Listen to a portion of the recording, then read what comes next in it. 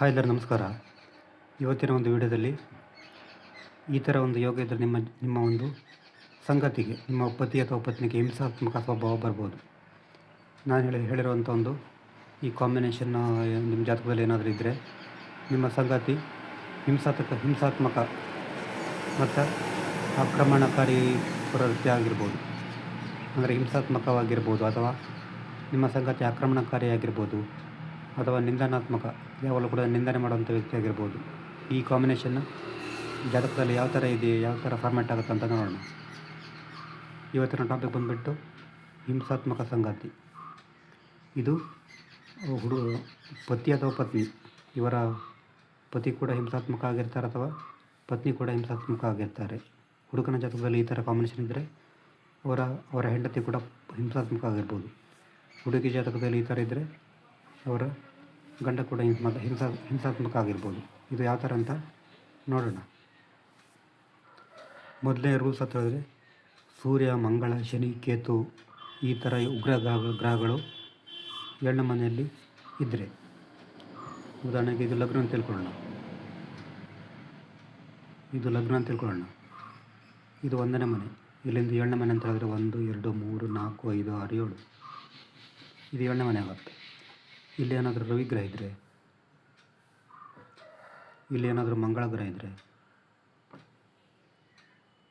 ಇಲ್ಲಿ ಏನಾದರೂ ಶನಿ ಗ್ರಹ ಇದ್ದರೆ, ಇಲ್ಲಿ ಏನಾದರೂ ಕೇತು ಗ್ರಹ ಇದ್ದರೆ, ಈ ಥರ 7ನೇ ಮನೆಯಲ್ಲಿ ಈ ಥರ ಕ್ರೂರ ಗ್ರಹಗಳಿದ್ದರೆ ಅವರ ಸಂಗಾತಿ ತುಂಬ ಒಂದು ಹಿಂಸಾತ್ಮಕ ಸ್ವಭಾವ ಹೊಂದಿರ್ಬೋದು. 7ನೇ ಮನೆಯಲ್ಲಿ ರವಿ, ಮಂಗಳ, ಶನಿ, ಕೇತು ಅಂತ ಗ್ರಹಗಳಿದ್ದರೆ ಅವರ ಸಂಗಾತಿ ಹಿಂಸಾತ್ಮಕ ಮತ್ತು ಉಗ್ರ ಸ್ವಭಾವದ ವ್ಯಕ್ತಿಗಳಾಗಿರ್ಬೋದು. ಈ ಥರ ಇದ್ದರೆ ಅವರ ಸಂಗಾತಿ ತುಂಬ ಉಗ್ರ ಸ್ವಭಾವದ ವ್ಯಕ್ತಿಗಳಾಗಿರ್ತಾರೆ. ಅವರು ಅದು ಹುಡುಗಿಯಾಗಲಿ ಹುಡುಗಾಗಲಿ. ಉದಾಹರಣೆಗೆ ಇಲ್ಲಿ ಏನಾದರೂ ಹುಡುಗನ ಜಾಗದಲ್ಲಿ ಇದ್ದರೆ ಅವರ ಸಂಗಾತಿ ಕೂಡ ಹಿಂಸಾತ್ಮಕ ಸ್ವಭಾವ ಹೊಂದಿರ್ತಾರೆ. ಮತ್ತು ಅವರು ತುಂಬ ಆಕ್ರಮಣಕಾರಿ ಪ್ರವೃತ್ತಿ ಇರ್ತಾರೆ. ನಿಂದನಾ ಪ್ರವೃತ್ತಿ, ಯಾವಾಗಲೂ ಕೂಡ ನಿಂದನೆ ಮಾಡುವಂಥ ವ್ಯಕ್ತಿ ಕೂಡ ಆಗಿರ್ಬೋದು.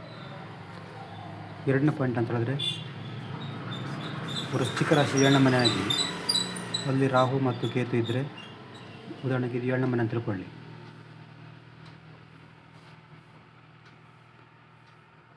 ವೃಷಭ ಲಗ್ನ ಆದರೆ 7ನೇ ಮನೆ ವೃಶ್ಚಿಕ ರಾಶಿ ಆಗುತ್ತೆ. 7ನೇ ಮನೆ ವೃಶ್ಚಿಕ ರಾಶಿಯಾಗಿ ಇಲ್ಲಿ ಏನಾದರೂ ರಾಹು ಗ್ರಹ ಇದ್ದರೆ, ಅಥವಾ ಇಲ್ಲಿ ಏನಾದರೂ ಕೇತು ಗ್ರಹ ಇದ್ದರೆ, ಇದು ವೃಶ್ಚಿಕ ರಾಶಿಯಾಗಿ ಇಲ್ಲಿ ಏನಾದರೂ ರಾಹು ಅಥವಾ ಕೇತು ಇದ್ದರೆ ಅವರ ಸಂಗಾತಿ ಹಿಂಸಾತ್ಮಕ ಸ್ವಭಾವ ಹೊಂದಿರ್ತಾರೆ. ವೃಶ್ಚಿಕ ರಾಶಿ 7ನೇ ಮನೆಯಾಗಿ ಇಲ್ಲಿ ರಾಹು ಅಥವಾ ಕೇತು ಇದ್ದರೆ ಅವರ ಸಂಗಾತಿ ಹಿಂಸಾತ್ಮಕ ಸ್ವಭಾವವನ್ನು ಹೊಂದಿರ್ತಾರೆ. ತುಂಬ ಒಂದು ನಿಂದನೆಯ ಮಾತನಾಡ್ಬೋದು. ನಂತರ ಶುಕ್ರ ಮತ್ತು ರಾಹು 7ನೇ ಮನೆಯಲ್ಲಿದ್ದರೆ, ಉದಾಹರಣೆಗೆ ಇದು ಲಗ್ನ ಅಂತ ತಿಳ್ಕೊಳ್ಳೋಣ. 1, 2, 3, 4, 5, 6, 7 ಇದು 7ನೇ ಮನೆಯಲ್ಲಿ, ಇದು 7ನೇ ಮನೆ ಆಗುತ್ತೆ. ಈ 7ನೇ ಮನೆಯಲ್ಲಿ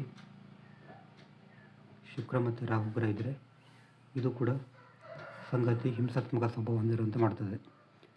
7ನೇ ಮನೆಯಲ್ಲಿ ಶುಕ್ರ ಮತ್ತು ರಾಹು ಇದ್ದರೂ ಕೂಡ ಸಂಗಾತಿ ಹಿಂಸಾತ್ಮಕ ಸ್ವಭಾವವನ್ನು ಹೊಂದಿರ್ಬೋದು.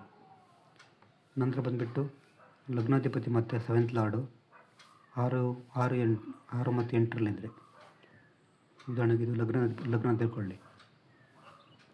ಇಲ್ಲಿ ಲಗ್ನಾಧಿಪತಿ ಯಾರಾಗ್ತಾರೆ? ರವಿ ಆಗ್ತಾರೆ. 7ನೇ ಮನೆ 1, 2, 3, 4, 5, 6, 7 ಇಲ್ಲಿ 7ನೇ ಮನಾಧಿಪತಿ ಯಾರಾಗ್ತಾರೆ? ಶನಿ ಆಗ್ತಾರೆ.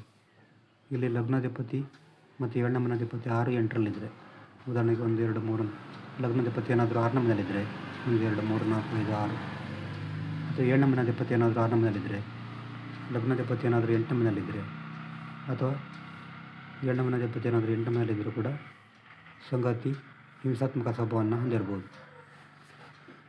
ಇದು ಜಾತಕದಲ್ಲಿ ನಿಮ್ಮ ಸಂಗಾತಿ ಹಿಂಸಾತ್ಮಕ ಸ್ವಭಾವವನ್ನು ಹೊಂದಿರುವಂಥ ಒಂದು ವಿಡಿಯೋ.